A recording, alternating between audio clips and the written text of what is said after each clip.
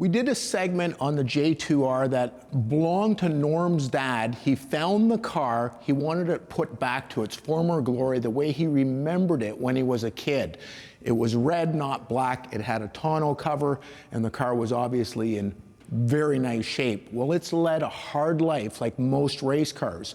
So when we finally got the body stripped, and I'll tell you, there was a little bit of stripping to do on this car, there was some filler. Not uncommon for a hand-built car to start with, but then after it's led a pretty hard life, it's had some dings and dents and, you know, has been beat up a little bit.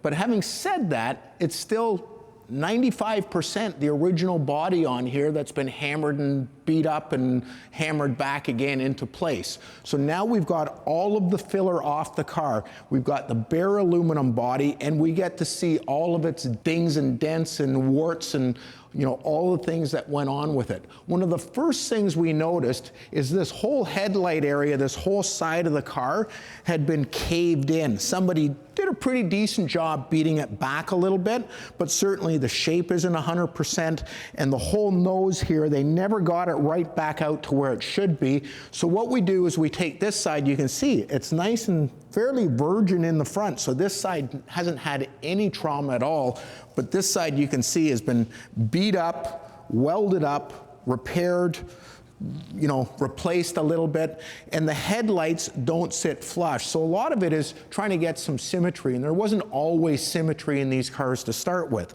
So as it turns out, we end up making a new headlight pot area here. We've got the original pots, and then we want to make sure they're on the same plane. And a lot of it is just how does it look by eye.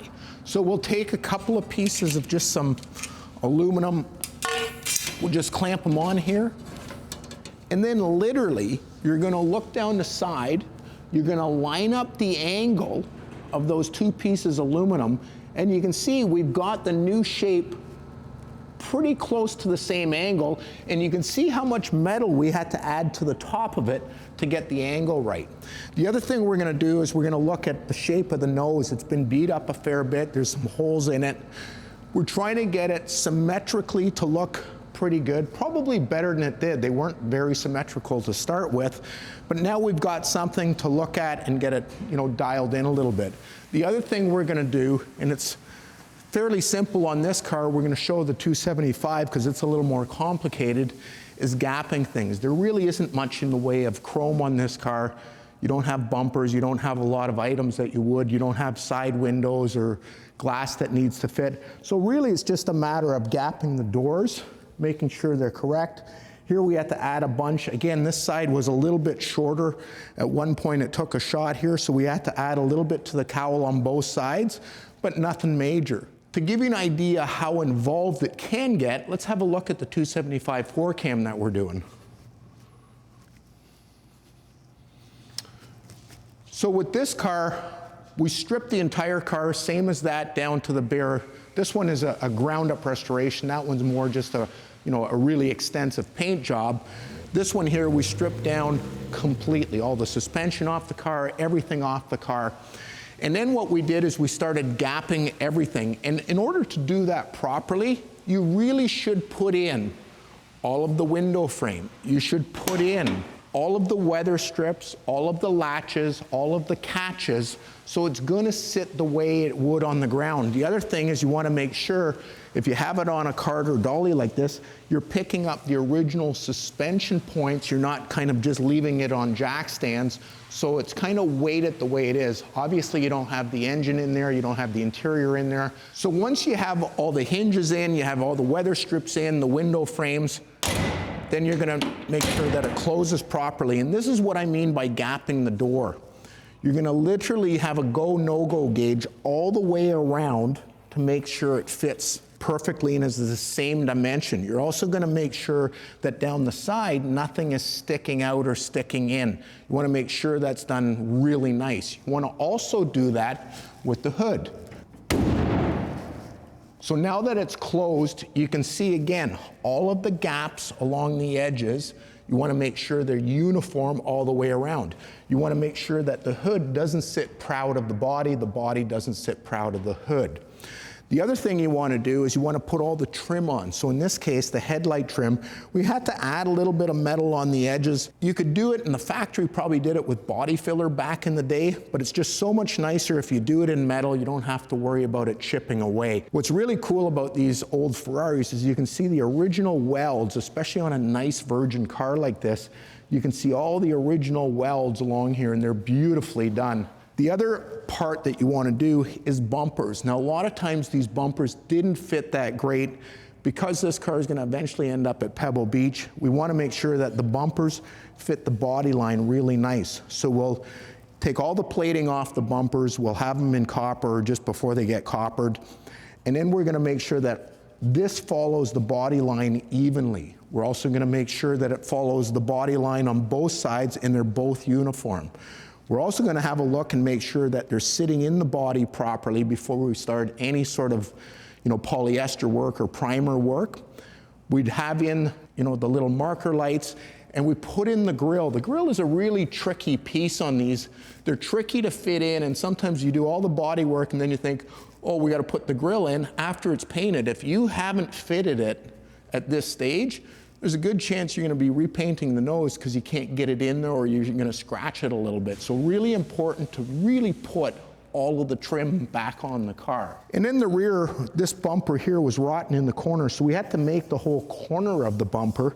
And again, you want to fit it all, you want to put all the mounts on.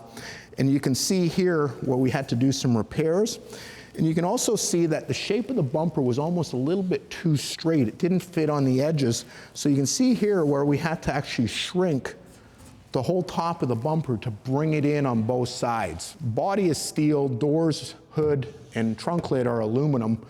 You want to make sure that they fit really nicely. So what do you do if it doesn't fit really well? There's a bunch of things you can do.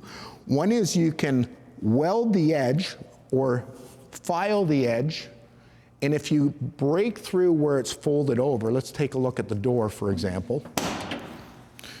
So you could file this edge here. If you broke through, you could add a little metal to the door if the gap was too big to tighten it up. And you could take a little metal away from the door if the gap was too tight and you needed to increase it a little bit. The other thing you want to do is make sure all the little moldings are on so they fit. They clear the door. You can see here how tight it is on the door. You want to make sure that when you look at the car from a distance, the tail lights, the headlights look uniform. You can measure down to the surface plate. We're past that a little bit now, but we had this down on the surface plate originally, making sure everything fits. It's so much easier when the car's in bare metal to really focus on gapping a car, making sure the trim fits, making sure everything fits with all of the weather strips in place, all of the bumpers in place, than trying to do it after you do the body work, or heaven forbid, after you do the paint. It's almost impossible. We get guys coming in saying, hey, can you make the doors fit a little better? Can you make the fender fit the door a little better? Once it's painted, it's pretty tough to do anything short of doing what we're doing now and repainting the panel. So that gives you a little insight. We started with the Allard, showing you what we have to do on that car. Maybe we got a little bit more complicated than we needed to for that car, but I wanted to show you it's really important. This stage of the metal work will save you a ton of time later. The other thing we're going to ask is if any of you guys are capable of doing this work. We're always looking for great craftsmen that have skill like these that we can use. We're so busy right now, we could use another half dozen guys. So if you're interested and you have these sorts of skills, let us know.